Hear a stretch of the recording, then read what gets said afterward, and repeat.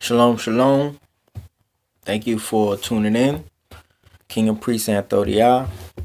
And I just want to touch on some things that I have touched on before about what is going to transpire and what is happening right now. Now, I know we just had some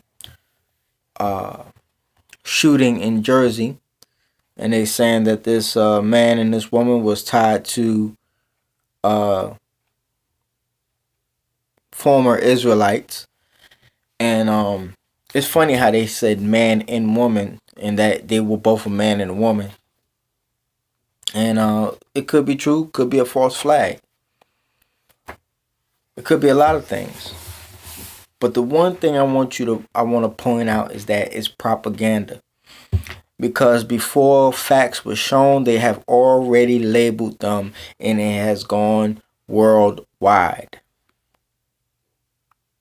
So I say that to say this. It is now time to wake up. So if you're a brother and you call yourself Hebrew and you're Israelite or you're Moor, you are now really classified. They already classified you as a black identity extremist long time ago. Okay? Because they know what is coming. And they have to first degrade, or they have to make you a suspect before they can accuse you of anything. Okay? They have to first dehumanize you and degrade you before you become a suspect. This is the first call of propaganda. First thing of war. All right? Make you look worse in the eyes of the public. Okay? I'm gonna give you this, and I've been posting it for a while. And it's in 3 Maccabees, 2nd chapter, okay? And it reads this. It says that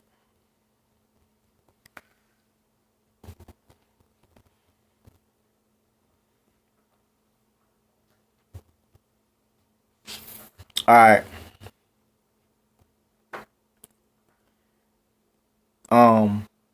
We're gonna start at the 28th. 26.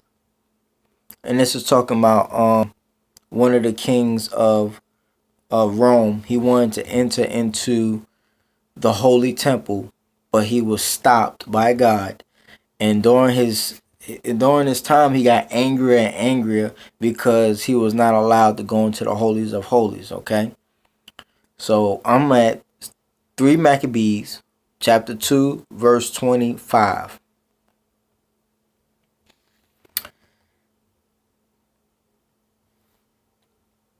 And it says that he proceeded to Egypt, grew worse in wickedness through his before mentioned companions in wine, who were lost to all goodness, and not satisfied with countless acts of piety. His audacity so increased that he raised evil reports there, and many of his friends, watching his purpose, attentively joined in furthering his will. His purpose was a public stigma upon our race. For that reason, he erected a pillar at the tower with the following inscription to be engraved upon it. The entrance to their own temple was to be refused to all those who would not sacrifice, that all the Jews were to be registered among the common people, that those who resisted were to be forcibly seized and put to death. What's coming in 2020? The Real ID Act. Registration. Okay? That's coming. Alright? And all those who resist will be considered stateless. Yeah. Meaning you will have no public ties. Not that an ID gives you, but it gives you a stake of where you stay at. Okay? So it says that the edict was that all Jews were to be registered among the common people, that those who resisted were to be forcibly seized and put to death, that those who were so registered were to be marked on their persons by the ivy leaf of Dionysus, and to set apart with these limited rites. So you had to have a mark, an ID, so that you can have limited rights to travel, rights to go in certain buildings, rights to engage in certain commerce. Okay? So I'm laying this out for you so that you can see what is coming and what is on the horizon. Now, Trump just signed an executive bill for anti-Semitism. So if you're a brother and you're out there preaching, you need to learn what I'm about to tell you. Stop calling out people. Stop it. Stop calling out homosexuals. Stop calling out some so-called white people. Stop it. The only message you should be preaching is repent, for the kingdom of heaven is at hand. That's it. That's the only message you should be preaching. Repent, for the kingdom of heaven is at hand. The Bible now is considered hate speech. So, if you're engaging one-on-one with someone, you don't have to go back and forth with the scriptures. You don't. Only thing you have to do is say, can I ask you 10 questions? Okay? If they say yes, then you ask them 10 questions. What are the 10 questions? The 10 questions is this. Have you ever told a lie?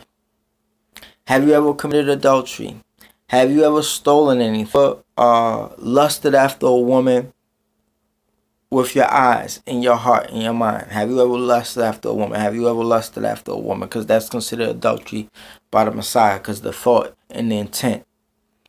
Have you ever coveted your neighbor's stuff? And if they say yes to any of those things, all you have to do is say, if God was to judge you off those 10 things, would you be innocent or would you be guilty? That's it. You don't have to go back and forth with them. You didn't call them a homosexual. You didn't call them a thief or anything like that. You say, look, by your own admission, you said you have stolen something. You have lusted after a woman. You have coveted. Whatever thing that they agree that they said they have done, if they're honest and truthful people. Okay? So that's the way that you have to do. You don't have to do anything else. The only message you should be preaching is repent, for the kingdom of heaven is at hand.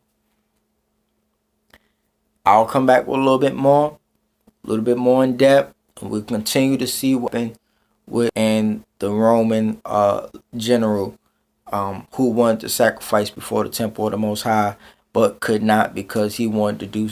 He was not able to because the law is still in effect. Okay. Shalom. I hope if you have any questions, you leave your comments in the bottom, and I will get back to you as soon as possible. This is Anthothiyah, King and Priest of the Most High, and his King Yahshua HaMashiach. Be blessed, and remember, repent, for the kingdom of heaven is at hand.